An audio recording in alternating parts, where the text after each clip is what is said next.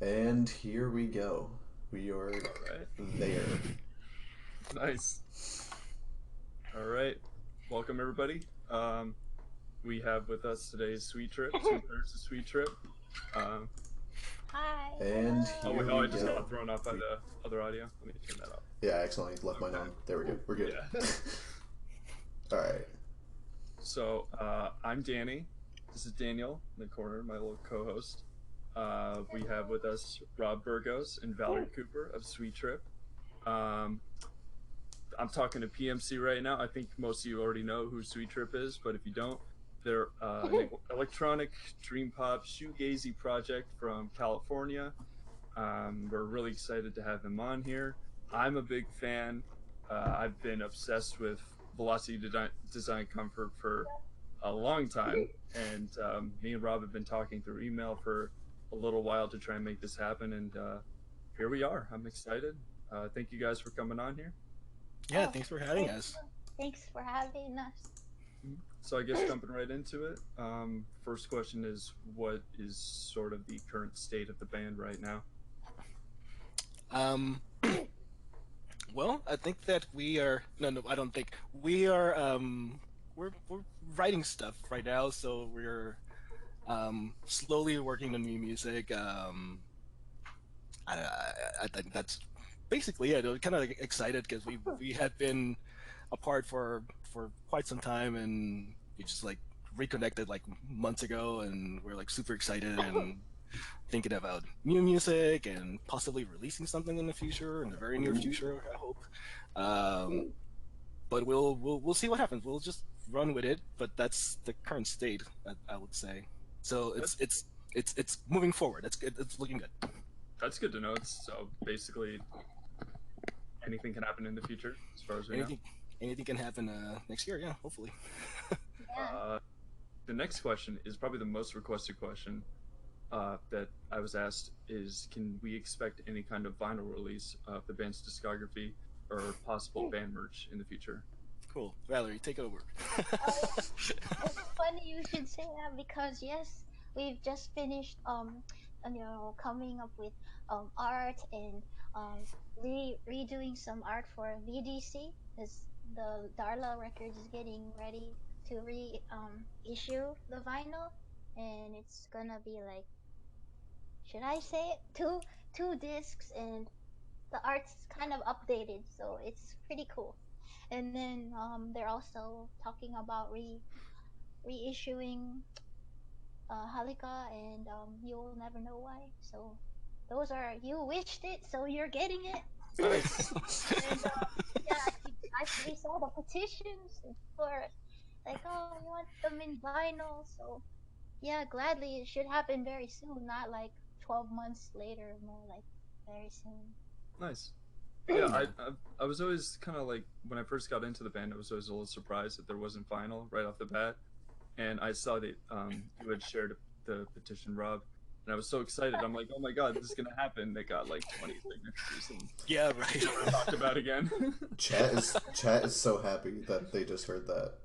Oh, I I told mean, I'm Valerie, definitely getting one. Yeah, same. I told Um, Valerie, we want T-shirts. I want t-shirts and like a sweatshirt would be great or a jacket. mhm. Me too. Yeah. I want a T-shirt. Yeah, we all do. Yeah, I will love a T-shirt too. I would love to get it. I would love to get it tattooed. Someone from someone on Instagram or someone on Twitter tweeted a picture of "You will never know why" tattooed on her forearm, and I was like, "Oh my god, I want that!" It's really awesome. Oh my Yeah, god. honestly, I see a lot of really cool fan art on just like even PMC alone. So I think all you have to do is just make a post saying like, "Hey, we need cool art for merch." Post it in the comments, and you never know what you'll get. Cool. Um, And you so will I never know why. guess I guess bring it to some of your earlier work. What was the production of Allura like? Ooh. So that was let's see.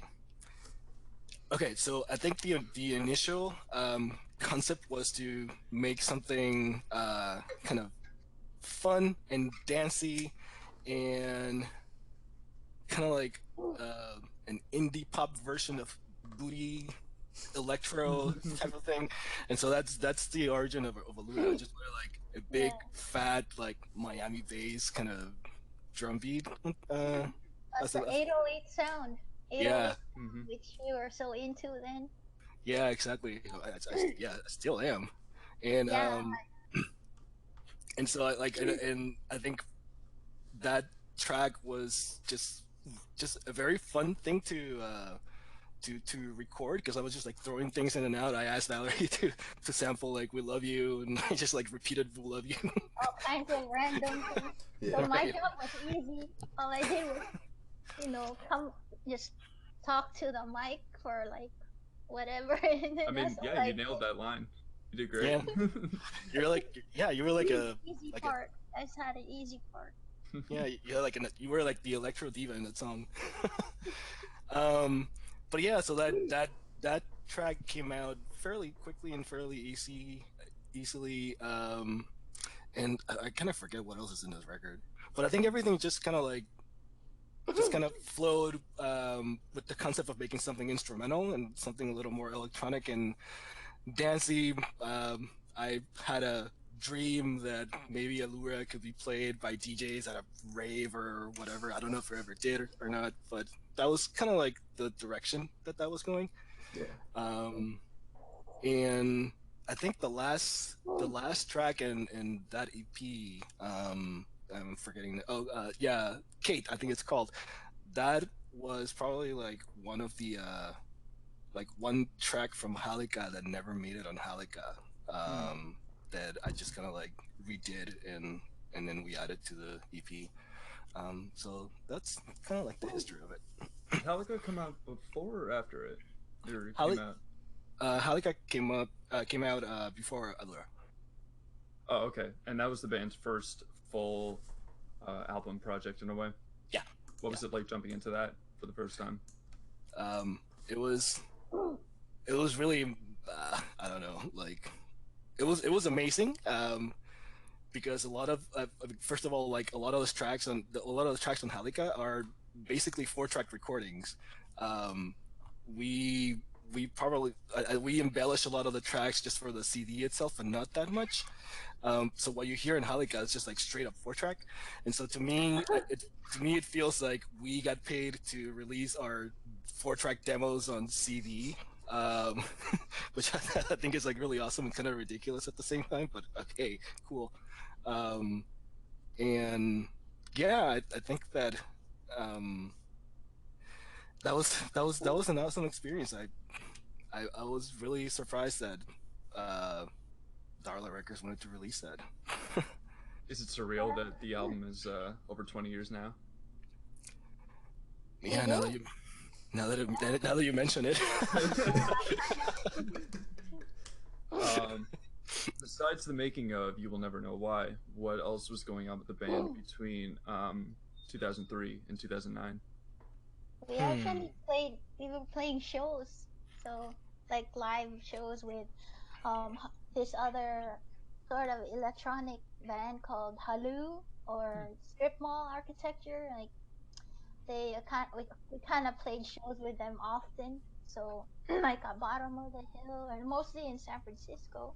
And then we were playing You Will Never Know Why songs. Hmm. So I think after those albums were produced, then we did like a handful of live shows in the city. Was it hard to transition your recorded sound into live sound at all? Yeah, we've had lots of technical problems, and mainly because well, for VDC, for instance, when we used to play songs for VDC, the sound people in the back of the venue, they kind of like had errors, like they didn't know how to mix the stuff, because they would hear sounds like random, and they think like, oh, they're probably hearing some distortion, and they try to adjust, but it's supposed to be there, kind of thing. So Hmm. often, or like the vocals are not the focus, and sometimes it would be really loud, and I'm like, oh, I want less vocals. It's not supposed to be the forefront. So yeah, there's the kind of things like people who aren't familiar with that sound or what we're trying to do, then they just kind of misrepresent it on the soundboard and they don't know how to mix it. Yeah, Then honestly, Roberto has other stories. Well, we also had a lot of gear because this is like pre-laptop stuff, so we used to just bring everything that we had in the studio. Yeah, It used to, yeah, it used to take us like an hour to set up everything, and it was just a nightmare sometimes. yeah. I'm sure Um, with all the glitchy sounds that VDC has, they probably honestly thought like their soundboard was actually just collapsing in on itself in a way. yeah, right, exactly, exactly. Like, oh my god. And not just with the VDC stuff, but also like the Halik. We played Halik songs, and we try to like add more things to the songs just to make it more interesting in a live setting. A lot of those songs were like super distorted and glitchy as well, and I'm sure sound people probably quit after that. It had to be really fun yeah, on and their sound side. checking.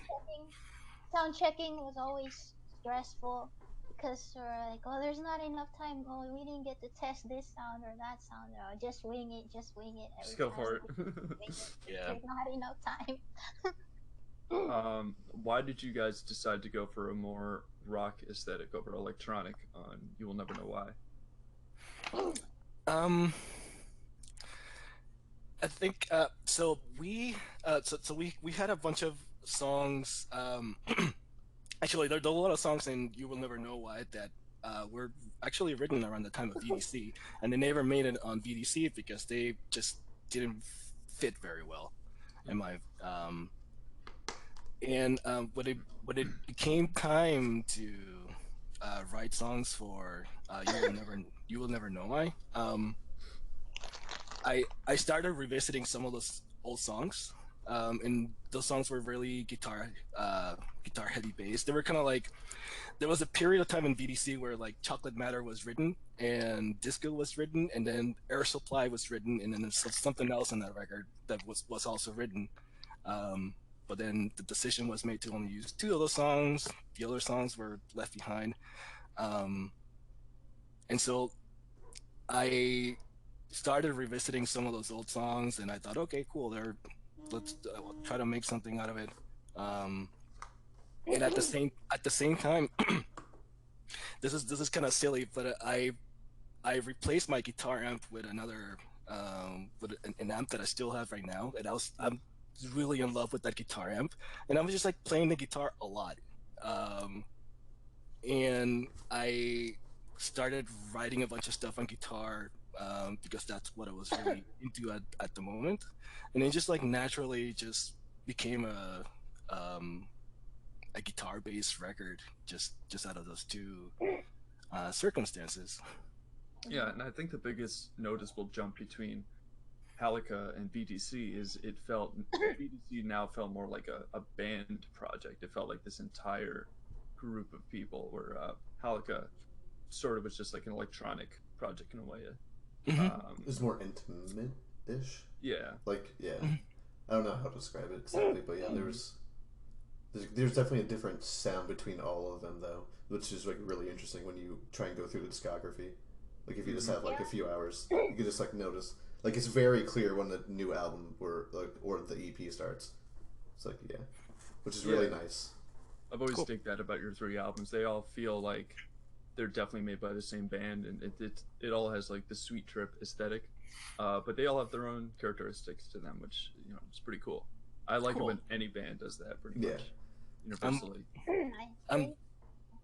Yeah. No, we don't like to sound the same for every single, or because like even the influences of our music, it's like what we're into at the time kind of influences the sound that we're doing. And I think when You Will Never Know Why was around that time, there was like a lot of, like Roberto said, guitar style music that we are into.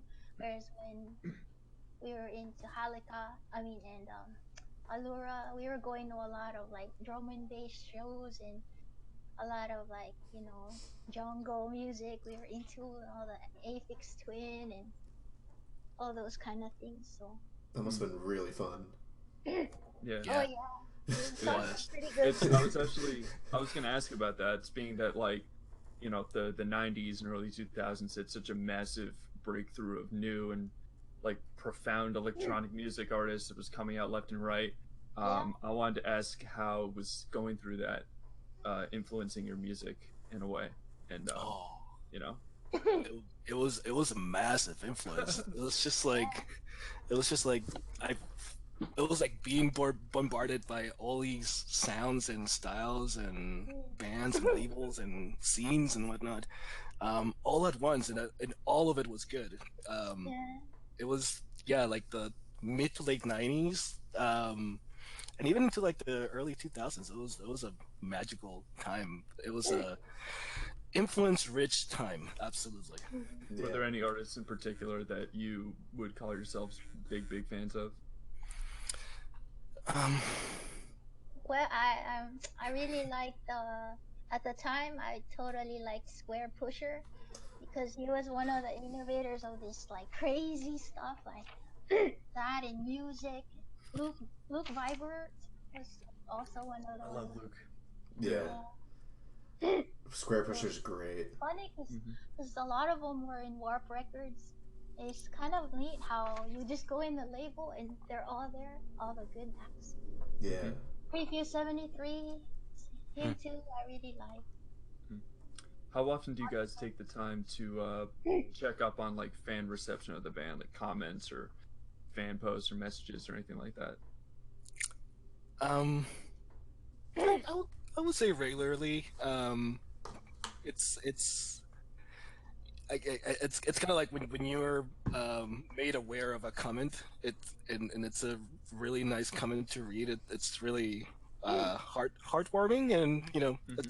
I think it's just like human nature to kind of like want to see if there are more things out there to check out, and so I don't know. I think I do it regularly, and um, I also like to have conversation with people. So I'm like, cool, because it's really awesome. It's overwhelming. It's really humbling. Yeah. Um, Yeah. Same I mean, for me. thank you. Hmm? Yeah. In I the mean, thank you past, for responding to my message originally, which made all this happen. You sure. no, thank you. know. Like in the past, I was more aloof, and in the early days when these came out, nobody really sent us any like, reception or reviews, nothing. And then thanks to you guys, everybody's aware of these records being out there, and I'm getting all kinds of like messages, also very kind, and just really I feel so grateful and thankful to all of you guys because we nobody really knew who we were, and so I try to respond to everybody if I can, and I'm sure I missed several people, but I check it every 5 minutes sometimes to see if something like to see if someone's out there, and Yeah. I just want everybody to know we're thankful and appreciate it. And, yeah. Otherwise, yeah, nobody knew who we were. Yeah, it is really nice, and we're also really like me and Valerie are really bad at like business logic and marketing and promotion Yeah, and things we like don't that. have websites. We don't Right, have any websites or kind of web presence. Or, right. but now I've been trying to post more stuff on Instagram just because people are curious and I can understand. I've been there too, and I want to know who the bands are that I. But no, we just bad with that. Media wise, we don't have any presence. Yeah, I was gonna say that like even in 2019, all the time I'm on PMC, people are always posting stuff, specifically mostly VDC posts, and they're Yeah. talking about like how this album inspires them. You know, it's profound to a lot of people. I mean, me included. That must be like surreal for you guys to have put out an album that has made uh, a huge impact on the electronic and shoegaze movement on the internet. Yeah, and someone's comment earlier was just VDC is my favorite album and changed my life. So I've seen a lot of surreal. people. They say that's their favorite album of Like all all time. time, yeah. Like if Yeah. you like when you're in this group, people post like their like top 40s and whatnot, and then like in so many of them you see VDC and like sometimes other of your albums is up there, but like Yeah, so like multiple people I've seen have had that as their number one favorite album of all time among other really great Wow, thank artists. you. It's a good album. People really like it. I really like it too. Thank you. That is really really amazing. It's like it's very Yeah. surprising and it's really amazing. um, can you talk about some of the other projects and people that you've worked with outside of Sweet Trip? Um, so I play guitar with play guitar with a couple of bands. I was in a band with Rob who played drums in You Will Never Know Why. He's like involved in like a billion bands, and and one of those billion bands was one band that I was playing guitars with, and that was fun. And let's see. Other than that, I guess I have this Black Tunic thing on Bandcamp and SoundCloud. It's just a little project. Like, the idea behind that was actually to test out Bandcamp. That was really it. I was like, okay, I want to see how Bandcamp works. Let me just create a couple tracks and put them out and see how that whole thing works. And that was and so that's out. It's been out for for a while. But I think that's really it. I think playing guitar with friends on bands, but um, I think after You Will Never Know Why, I was on like a total drained, like dry spell. It was really really bad. Hmm. Yeah, by the Oh, way, if no one's ever heard Black Tunic on Bandcamp, go check that out too. Just throwing that out there. Thank you. One word. There's like a period in the beginning. Go check that. Awesome. Um, for me, I tried to collaborate with this artist. Did like cold wave style music. Um, it's a band called Shortwave Mystery. And then the sad thing though is the main songwriter, he got in a horrible collision with a pickup truck on his motorcycle, so it killed him. So that never happened. So yeah. Otherwise, I'm pretty picky, and I got asked to collaborate with other bands before, but I don't know. I'm kind of picky in that way, and I don't know. I just didn't do it because I only liked working with Roberto, and so I didn't do anything. how did you guys all get together and realize you wanted to make music? Like recently or in the beginning. Or just in the beginning, the very Oh, like the creation of Sweet Trip in a way. What was that like? well, let's see. I met Roberto through a friend in high school. We were like teenagers when we met, and at the time I would play mostly thrasher skaters, and they were into a lot of like thrasher music, funk and stuff like that. And they're cool and stuff, but I kind of was into a lot of bands like Moose, like shoegaze at the time, and I always wanted more melodic sounding music. And but I didn't know anyone in my school who played that sort of stuff. So when I met this friend and she wanted to join Roberto and Viet's band, I said, "Oh yeah, you're going? So can I come?" So I went and then I started playing with them and just jammed and I kept coming back and then it turned out, they had really good similar tastes in music. That's how I met him. Nice. Um, Jumping back to VDC and You Will Never Know Why, the singing style on both of those albums, they kind of take a different aesthetic to them. VDC has sort of like a robotic singing style in a way, and You Will Never Know Why has sort of a little bit more contemporary rock style. Going into You Will Never Know Why, did you need to get yourself into this specific character or practice or either album in a way? Or, yeah. Hmm. Was there any Um, idea that was consistent going through? um, well, for You Will Never Know Why, I guess because the songs were just turning into they were turning into like rock songs, guitar songs. Um, and at the same time there was a lot of there were like personal things going on in around us at the same time. Um, I've found myself just kind of like making lyrics that were a little less cryptic than in previous records, um, and so that I think that also inspired trying to deliver the lyrics and deliver the vocals in a more clear kind of way. Um, that yeah, so that's really it, and also yeah, and I think that Darla Records also noticed that there were more words in on that record, and there were you know more things that made a little more sense. So they were pushing for the volume on the vocals to be up a little higher than normal. Um, so so that's yeah, that's really the simple explanation for You Will Never Know Why. Whereas, go ahead. Sorry. I was uncomfortable singing You Will Know, You'll Never Know Why, because I was like, oh, there's less processing? You mean there's no filters and stuff? It's more And then you. it's more like exposed. You feel more exposed. And so I tried to sound more happy, and I was thinking of like schoolgirls, like, but to sing more like kind of like a schoolgirl. Because it's more words, so I was nervous actually. And then I thought of Trish Keenan from Broadcast, the vocalist. Yeah. So I was like, oh, I like how she sings in that album. Which one? It's Oh, I like forgot the the noise name. people made. Yeah. The So one with then I paperclips was on it. not.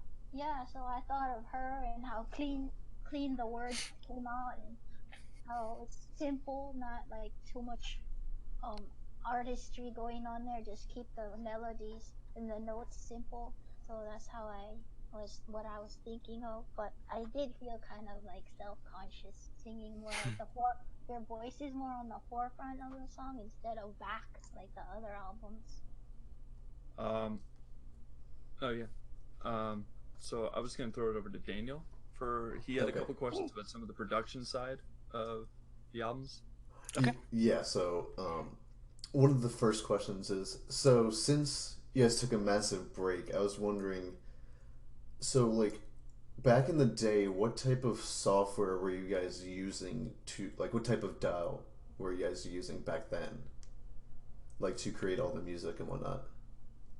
Um, for Halika, we used Cubase on an Atari computer. Um, Whoa, and so that was yeah. that's awesome.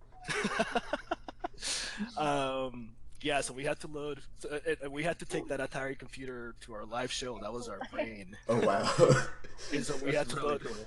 And so we had to load the software on a floppy disk, and then we had to swap floppy disks and load another floppy disk with the actual songs. It was a nightmare, but it was fun. Um, so that was Halika was basically written. No, wait. Actually, no, that's totally wrong. I'm sorry about that. Actually, Halika is it's it's 90% computerless. Actually, it was all sequence and drum machines. Uh, yeah, synthesizers and everything all just like dumped into a 4 track, with the exception of the last song on that record, which was the first record that I wrote, the first song that I wrote with the Atari computer and that version of Cubase. Um, and then for VDC, I believe I was using a PC version, like a proper version of Cubase at the time. Okay. So it was Cubase, Wavelab, heavily, and just I found a bunch of free plugins, and that was like those were like the heydays of plugins. So Yeah. Speaking of plugins, what were some of your favorite, like, for, like, let's say VDC in this case, like, what were some of the ones that you use, like, a lot? Because I know a lot of musicians end up using, like, they find a couple plugins that they use on almost every single sample. They just want to throw that on there. And, like, are there any ones that you really liked for mastering, like, specifically? for mastering, unfortunately not around the time of VDC because I had no idea about mastering whatsoever. Um, How about yeah, just like regular plugins? Yeah, just like like yeah, like a reverb or whatever. Any of these, any type. yeah. So I I use the GRM tools. Have you guys ever heard of that? It's from this French company who it comes from a audio and technology university in France, and they developed this like suite of plugins called GRM tools. Um, that was extremely essential at the time, and I still use them because they're still amazing. Like 20 years afterwards. Um, so that's that, and a lot of like the smart electronics plugins that were available for free a long time ago. Um, I was lucky enough to save all of them because Oh wow, I don't think all of them are available now. So Ah, I still use those. Yeah. nice.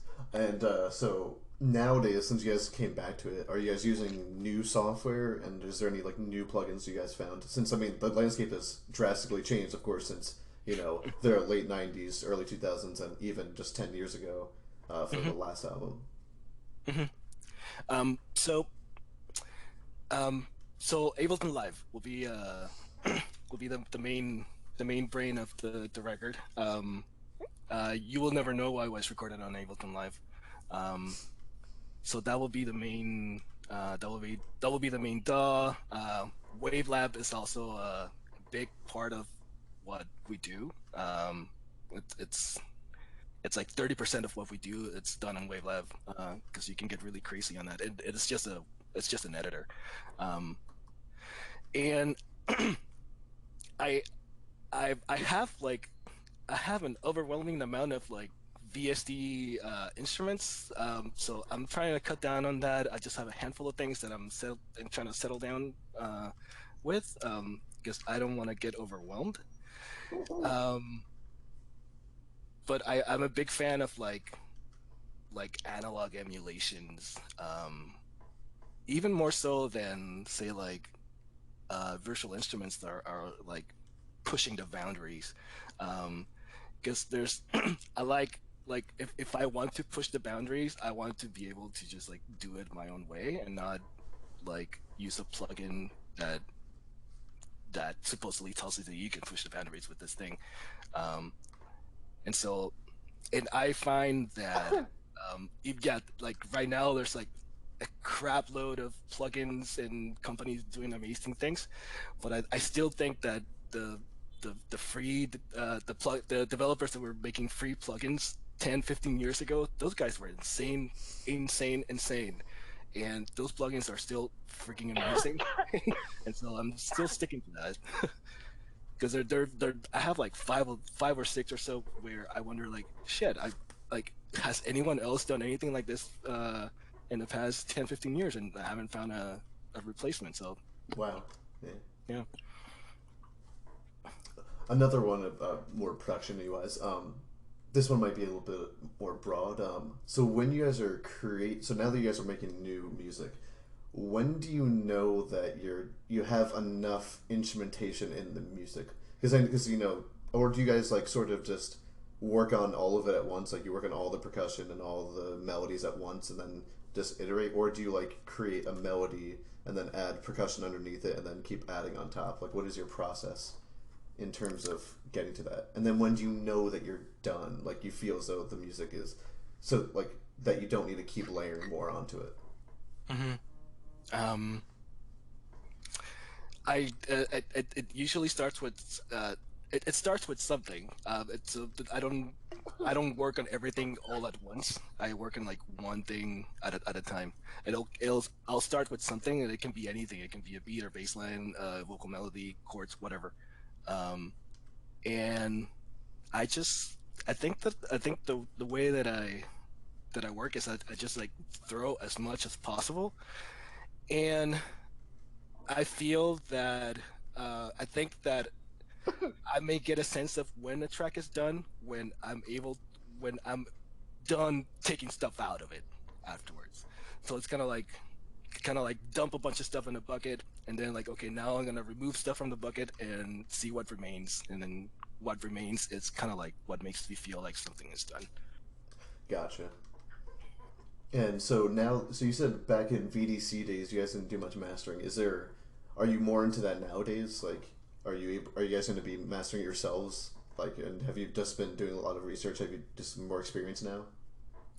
Um, I have a lot more knowledge about it, but I don't know if I have enough knowledge to like master our own record. Gotcha. That may be like career suicide if I did that. So I will. So if and when we release new music, we'll hand it over to someone who knows what they're doing. Gotcha. But I am like really interested in like mixing and mastering. It's really awesome stuff. And in terms of experimentation, because you guys are more experimental than a lot of other groups, I'd say. When because you can go really far out there. So like, what is your process for like your experimenting in like getting a new sound? Like on VDC, like that really distorted, weird sound you guys are going for. When did you know that it was you guys liked that, but didn't want to keep going further into like the outfield? Hmm. Is it just a feeling type of thing?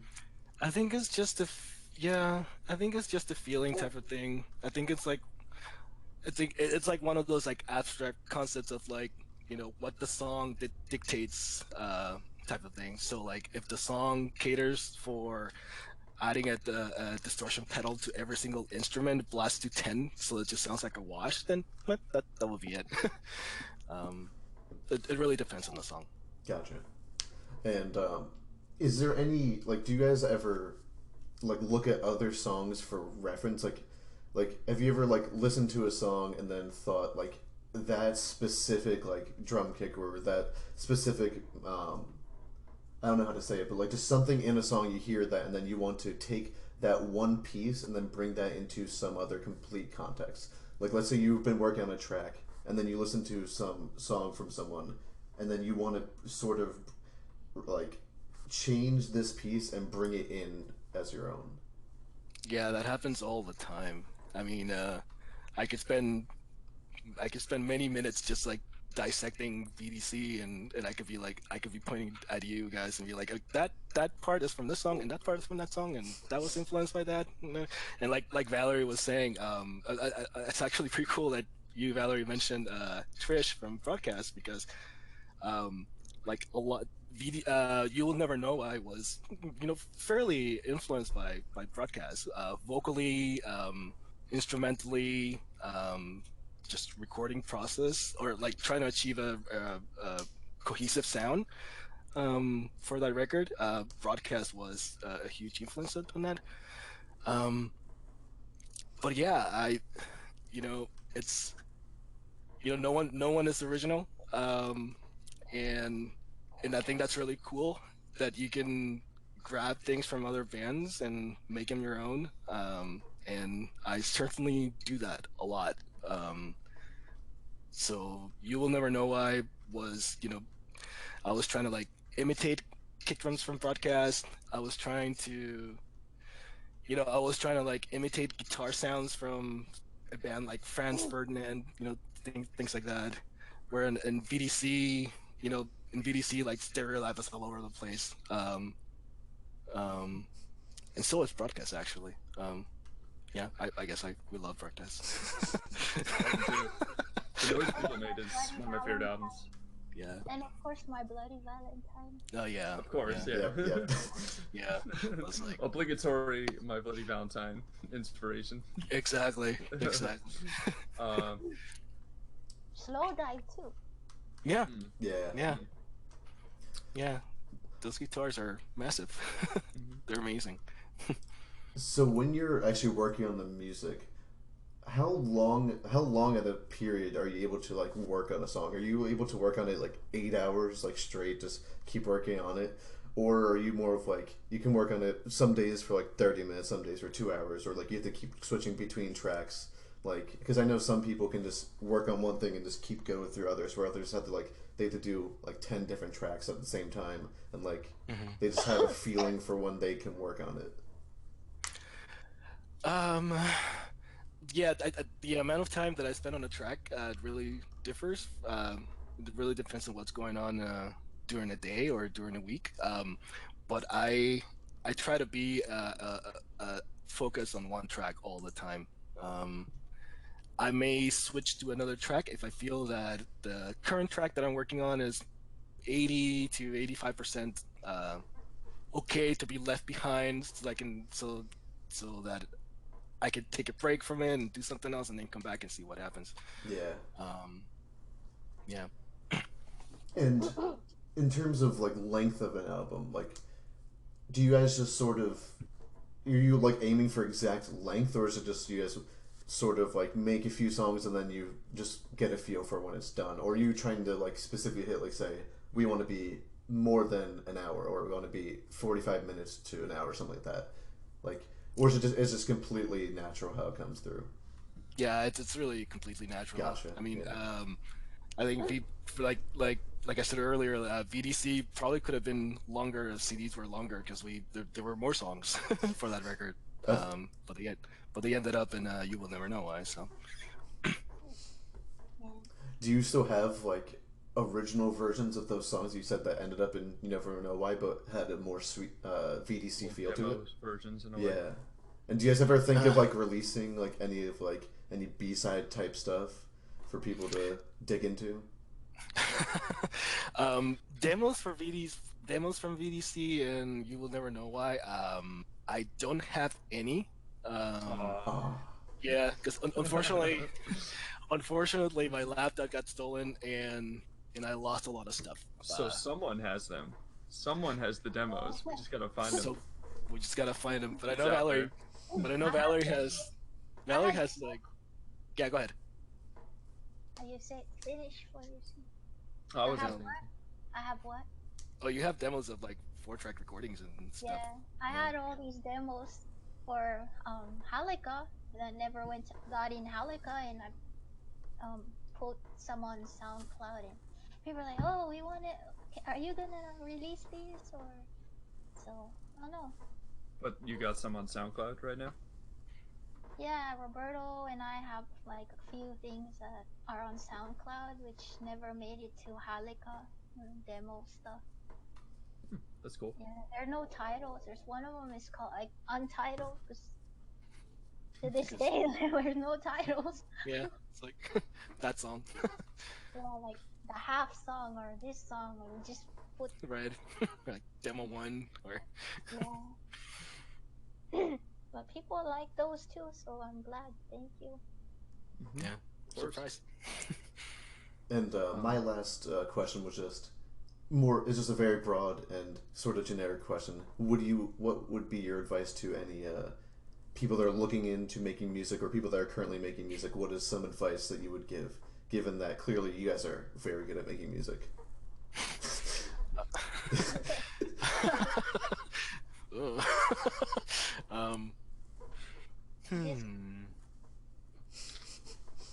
I don't know. Valerie, do you have an advice? Just don't be scared. If you think it's Yeah. crappy, someone else won't like. Yeah, someone else will like it maybe. Garbage. Yeah. So That's the one great thing man's about the garbage- internet. Yeah. Like one man's garbage is another man's treasure. New slogan for Sweet Trip. Yeah, record number 4. Like for VDC, when it first came out, the people that I showed it to, they're like, "What is this?" My dad got mad at me. Why don't you do more songs like the Beatles? You know, those are beautiful songs. Like, what are all these noises? Like, he just. So I didn't know if anyone would like it, but I was, oh yeah, this is my favorite Sweet Trip record, and I certainly really liked it. But they're, why did you put this out? Kind of thing in my family. So you never know, and look where we are now. Yeah, it's Yeah. crazy. It's Everybody blowing up likes- over the last few years. That's Yeah. the advice, you know. Don't be scared. Just put it out there. Mm-hmm. Do your Yeah. thing. Was there a super big fan reception when VDC came out at first, or did it just slowly build over time? I guess it just slowly built over time. I don't think I was aware of any big receptions when it came out. I think that I think that I read a handful of fairly decent reviews, but at the same time probably like an equal amount of like of reviews where like what the hell is this or So long. The or I songs don't are get too it. long. Yeah, exactly. Like this record would be better if the songs were like a fifth of the length they are. I think I was watching a YouTube video. I was researching Sweet Trip reviews, and there was this one YouTube video of like this 13-year-old girl who was requested to review VDC, and she was like, she thought it was like one of the worst albums she's ever heard. She thought Velocity was like the longest song she's ever listened to, maybe. Yeah, it's a Funny. it's a mess of a record. So sure, fine. It's a beautiful mess. No, thank you. Do you have any more, Daniel? Oh, quick question. Just a couple artists I want to see if you know / what your thoughts are about them. The Residents first. Oh my god, it's funny you say that because You the go, Valerie. guitarist is a friend of mine, and Whoa. yeah, Daniel's a big fan. I shouldn't say who it is, but Don't. because, they The never eyeball. reveal themselves. They're an so eyeball. they don't know. He's eyeball number 4. Eyeball, red eyeball. Yeah. But no, I love the Residents. I like them. Yeah, friend of ours. It's a friend of ours. So I'm I just won't getting say into which him now. because I reveal their secret. But Yeah. only thing I'll say, he lives in Oakland. Oakland. Sick. Sick. Oakland's cool. Yeah, Oakland's cool. And now to satisfy some PMC people, let us go off easy one. The Avalanches. Do you guys ever heard of the Avalanches? Oh yeah. Yeah. They're modular, right? Modular, right? Yeah, they're modular records. Australian. Yeah, I remember back in the early 2000s, I liked their album because again, it was kind of like mixing electronic with more sort of like poppy tunes and a lot of sampling and kind of cut up like tracks, like kind of like yeah, I remember them. I did like them before. And just because I guess since the T-shirts Danny and I are wearing, first Stereolab. Of course, I know you guys mentioned them before, but like, do you guys want to talk more about them? I just saw them live a few weeks ago. They were great. Oh, that's awesome. Oh, yeah, I missed that one. I didn't go to the show. Yeah. I did grow up loving Stereolab. I bought every single record and got also influenced by them with their harmonies and such. So, Yeah, I really love Stereolab. I love their bass lines, and I love Mary Hansen, yeah. who is sorely missed. Yeah. Yeah. How about and then for my shirt, Tycho. Do you guys know Tycho at all? I haven't heard much Tycho, so Valerie, have you? I've heard of it, but I don't know a whole lot about Tycho, the music. Gotcha. But I've heard of his band. I've probably checked out a couple songs, but not enough to. Yeah, I should get into it more or try to listen more. I definitely recommend this album, the Awake album, 2014. Yeah. Okay, cool. You'll see the cover. Yeah. I really like them. I think you guys might. Yeah. And then another since you guys were started in the 90s, Daft Punk, of course, pretty big. Oh yeah, So awesome. I was- like that one. The Tron soundtrack was sick. yeah. Oh yeah. It was, yeah. Really cool. So Yeah. I really like that one, like the Tron soundtrack. That Yeah. movie was way better than I ever expected it to be. Really? Maybe because of the soundtrack, but I mean, I don't know. the soundtrack is really good. I wasn't crazy about the original Tron, so I went into it very surprised. Huh. Okay. Mhm. All right. I'll respect that. Yeah. Sorry, I saw- sorry. It's all right. I saw Tron in the movie theater when I was a little kid, and I was excited about the new one. But it put me to sleep. I must say. Wow. So I- Okay, so I- flip-flop. Wow. So I actually fell asleep throughout the entire thing, and I woke up at the end of the movie to the credits when they played That they were- awesome, they rolled the credits. Yeah, the and song. End of Line, I think it's called, and I just like sprung up. I was like, "Oh, this is awesome!" That movie was great. I've never seen the movie, but I've listened to that soundtrack so many times because Daft Punk is just so good.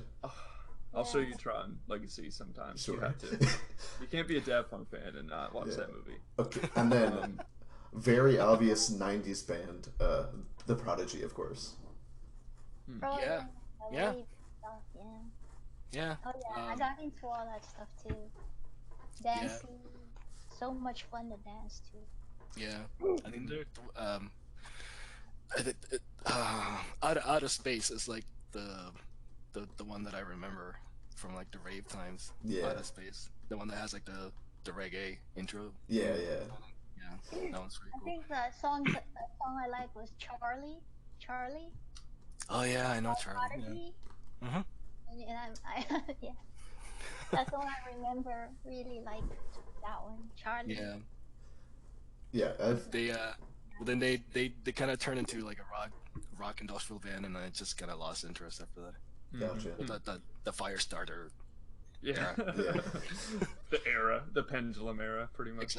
Exactly. Yeah. 3 more that I have to ask. I'll start off with Kraftwerk because I mean, you know, if we're talking about electronic music, we got to talk about Kraftwerk. Yeah, I remember you naming all these gods. I love Kraftwerk. Yeah, we are obsessed with music, and so all these things you're telling us are like, oh my god, I'm so excited. Kraftwerk too. I love Kraftwerk. They're great. Oh, what about Tangerine Dream? Do you guys know Tangerine Dream? I know. Okay. I know who they are. I know that I need to get into it, like really explore it. But I'll tell you that I love the soundtrack to Firestarter, the movie. Yeah. With Drew Barrymore, and they were behind the soundtrack, and that soundtrack is amazing. It's really awesome. Yeah. There's a lot to dig into. I mean, if you just look at their discography, it's like 180 something. Yeah, it's insane. But that's like prog rock for you, man. Yeah. And then what was the last one? Oh god, why am I blanking? Oh, Aphex Twin, of course, because PMC would be very upset if I didn't ask about Aphex Twin. We hate Aphex Twin. Just kidding. It's horrible.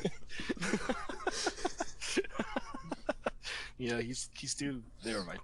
Yeah, I love Aphex Twin.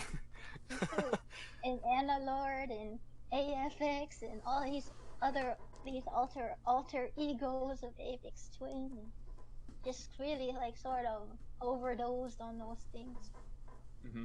Major influence with like our taste, our sounds, and gosh, yeah. Gotcha. Yeah, I think so I'm a big fan of I Care Because You Do, and I really love how he just adds distortion to all the beats, and that led me to buy a Metal Zone from Boss, a Metal Zone guitar pedal, and just like put that Metal Zone like right in front of every single drum machine that I had. it was really influential. Yeah. Danny, do you have any other questions, or should we ask chat if they want some? I got a few more, real quick. Mhm. One of them is, how were some of the album covers designed? For Halika, it was more Viet was taking pictures of random things, our equipment, and then kind of distorting it, and so just sort of like for Halika, it was actually e-pills. Not that we took those, but I remember it was like a picture of some e-pills, and then it just sort of like got distorted, so it looks like clouds. But no, So it's not actually clouds? No, it's just Wow. and then for Allura, same thing. It was like pictures of our equipment and all the heavy like the processor, and then just sort of like the way he took the photos was he would have leave the shutter on for longer so the lights would sort of blur, and then just kind of gave those to the art people and like go with this, and then but for VDC we didn't really have a whole lot of input for that artwork. Uh, so it's sort of like very little feedback from us for that. And then I don't know if you can elaborate, Roberto. Um, yeah, we I don't know, not much to say about that. Just I think I don't even remember if there was a concept or like an idea to expand on. But it's just kind of like I feel like it was more like, okay, we need a cover, and uh, we had a designer do some of it, um, and just there was a period where there was kind of like a lack of communications, and things were just kind of like the clock was ticking, so decisions had to be made, and so that BDC cover ended up being what it is now, or like the artwork ended up what it is now. Yeah, Yeah. I like the front artwork done by Andrew Prince of Mahogany, and it's cool, you know. But the interior sleeve and the back part on the original CD jewel case, I just didn't like so much.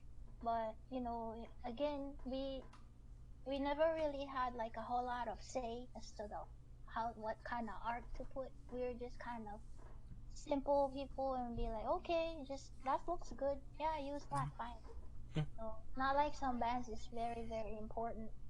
Although for the reissue we're doing, we certainly had a lot of like involvement with how we wanted the art to look. So Yeah, we'll see, because we kind of changed things. we're definitely excited to own that physically.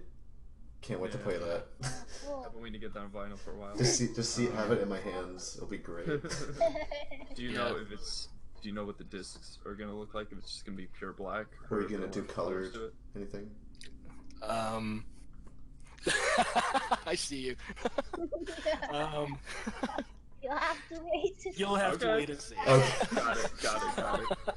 It could be Um, black. It might be black. There might be 7 inches. God, that would be so wasteful.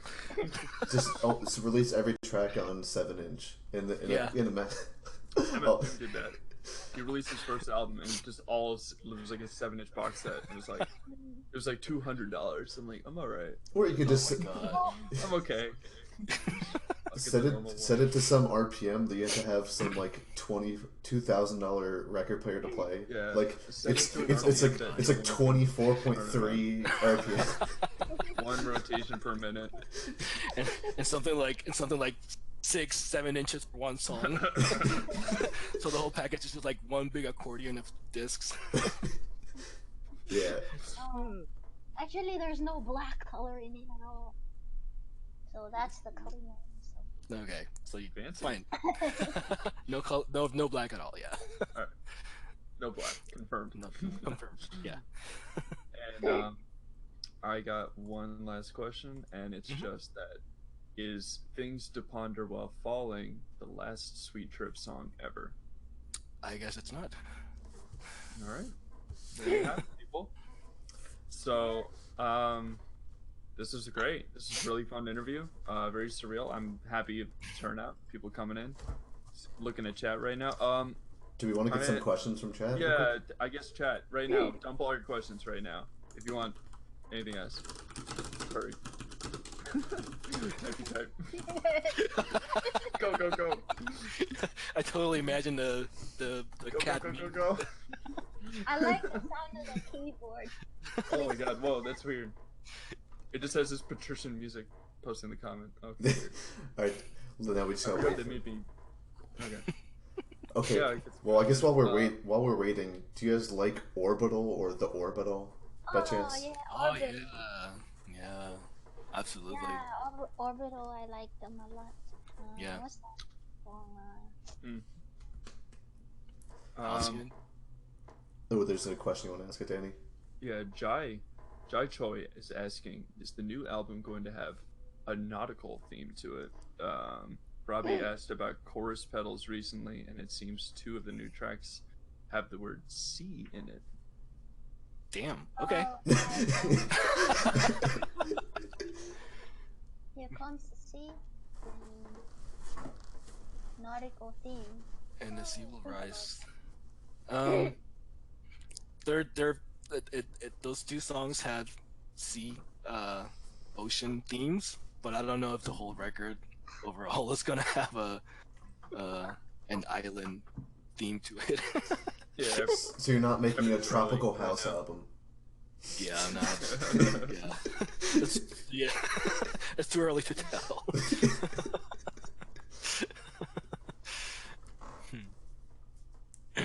Well, that would be funny because the one of the first Sweet Trip records was Fish, so. That's true. That's very Right. true. And we also have Aussie Life. Mhm. Yeah, that's true. There's something Yeah. about Interesting. nautical theme. Let's see here. See here with an SEA. Jess Kim, who's one of the admins of PMC, asks, you said that you guys are in the process of recording some stuff right now. Will you be bringing back the glitchier sound of earlier stuff, or will you go into more straightforward contemporary dream pop direction? Like You Will Never Know Why.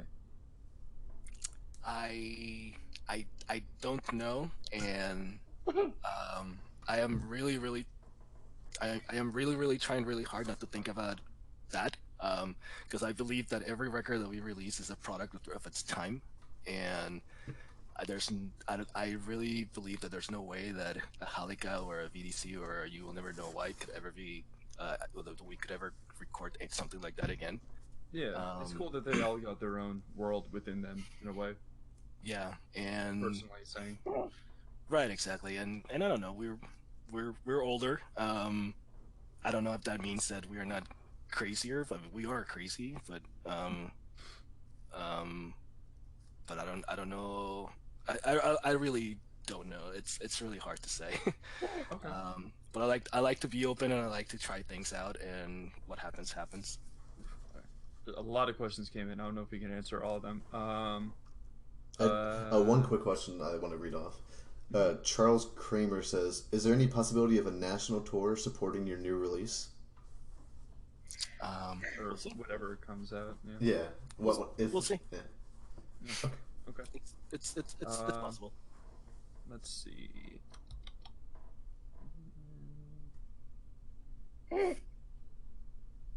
What? I like this one. What are the actual lyrics in international, since all of the big lyric sites seem to not get it right?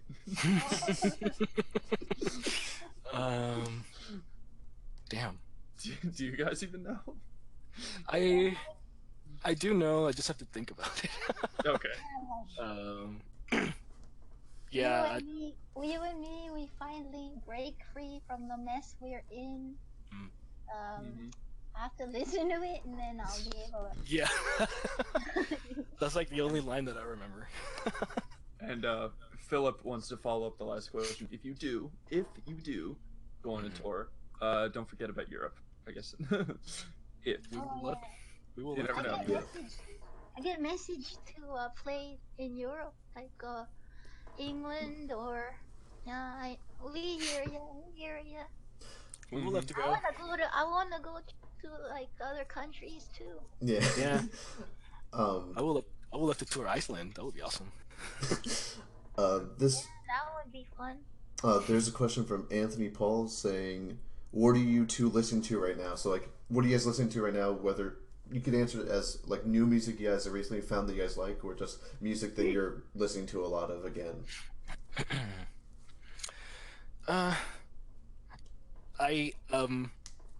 So I have two bands that I'm really loving right now. One is Chastity Belt, and the other one is Hand Habits. They're fairly newer bands, I guess, and I really love their new records. But I also often find myself going back to like comfort music, like metal or like Iron Maiden and Black Sabbath and things like that. Or this week I've been listening to a lot of jungle, like old school jungle. So that's my week at least. Yeah. For me, I really love Wild Nothing. I love. Oh wow, nothing. Yes. And also I like Black Marble, and um I love like Drab Majesty, and Oh I yeah. like listening to a lot of also um yeah, like who else? How I'm blanking out. But no, I always kind of go all over the place though, Gotcha. like different time periods. Yeah. Mm. We're, But a we're, lot of cold wave music too, kind of gothy, cold wave, dark wave. Yeah. hmm. I love this. I recently got into Molly Nilsson, um, and I really like her music a lot. Oh, Yeah. this is a quick question I forgot to ask. In terms of making music, is there any influence? Because a lot of people might think this. Is there any influence of any sort of drugs, whether it be alcohol or anything like that, that it plays into the music? No, not at all. Go ahead. Growing up and while we were doing all the records, people always thought that we were in taking stuff, or but we got offered all the time when we played shows, and we never took any drugs nor drank alcohol, in fact. So kind of boring, but oh yeah. It's respectable. So yeah, we just I don't know, because a lot of times people like, oh, when I go to your shows, I pop in a pill to enhance the experience. But I kind of like to experience music the way the artist made it to be. Yeah. So without kind of any alterations from drugs, then I know how it's supposed to sound.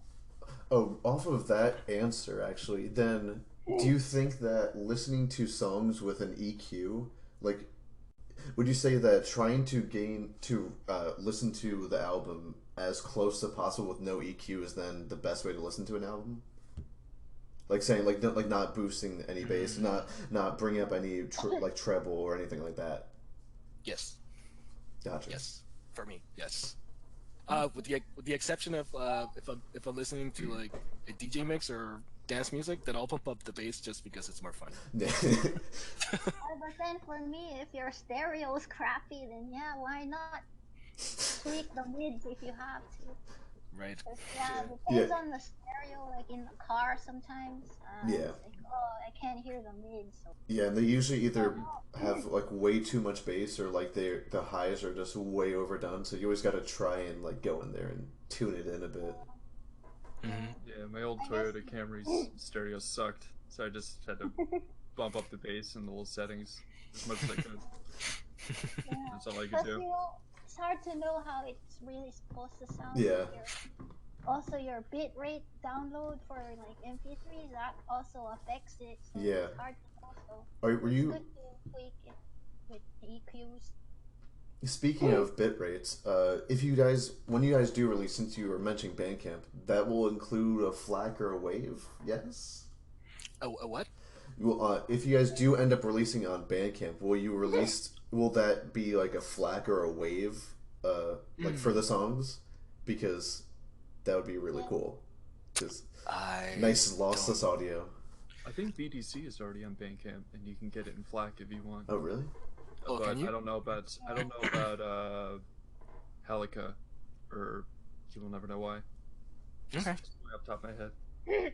Cool. I would assume that I would assume that it will just release in whatever format we can release. Gotcha. And, Yeah. Yeah. Mm-hmm. Well, you got any more, Daniel? Or I would one quick last question. Just it's relevant. From Scott, I don't know how to say his last name. K.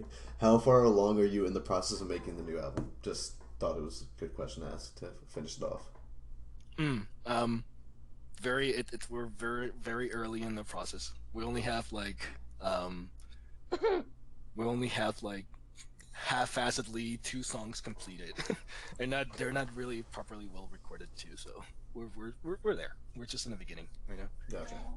cool. It only has been a couple months since we reconnected, Roberto and I. So Yeah. It is early. All right. Well, it's still good to know that there's a possible positive future and everything. Yeah. All right. I guess that wraps everything up. Thank Cool. you all of PMC for coming in and listening. Thank Thank you you. guys. Yeah, thank you This is so really much. this is super fun, honestly. Thank you guys for coming on here. Yeah, it's been... Kind of poke you all.